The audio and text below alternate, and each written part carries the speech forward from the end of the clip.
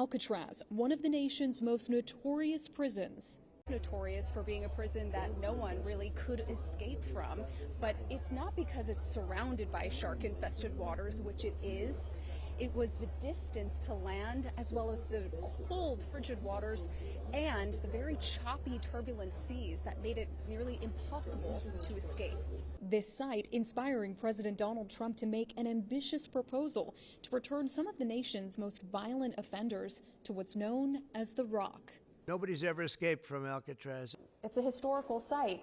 These bars are rusting.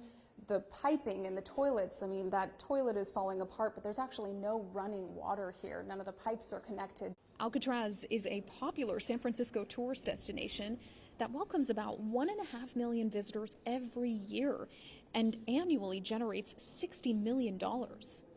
This is the oldest cell block on the island. It was last used in the 1930s, and all of this is original from when it was built. Once a California federal penitentiary, Alcatraz closed in 1963 after almost 3 decades in operation because, according to the Bureau of Prisons, it was too expensive to continue operating, and it was nearly 3 times more expensive to operate than any other federal prison.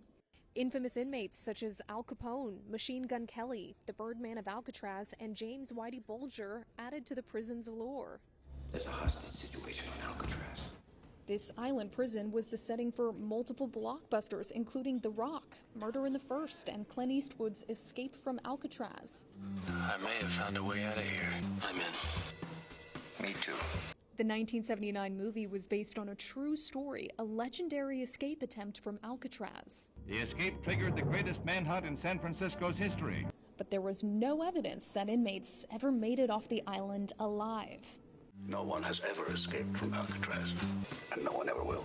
Restoring Alcatraz into a working prison would be an enormous undertaking. This island is not hooked up to utilities to the city, so there's no running water here. Just to keep it open every day as it stands is very difficult logistically. But despite questions about the economic feasibility, the Bureau of Prisons moved quickly to respond to the proposal in a statement saying they will vigorously pursue all avenues to support and implement the president's agenda.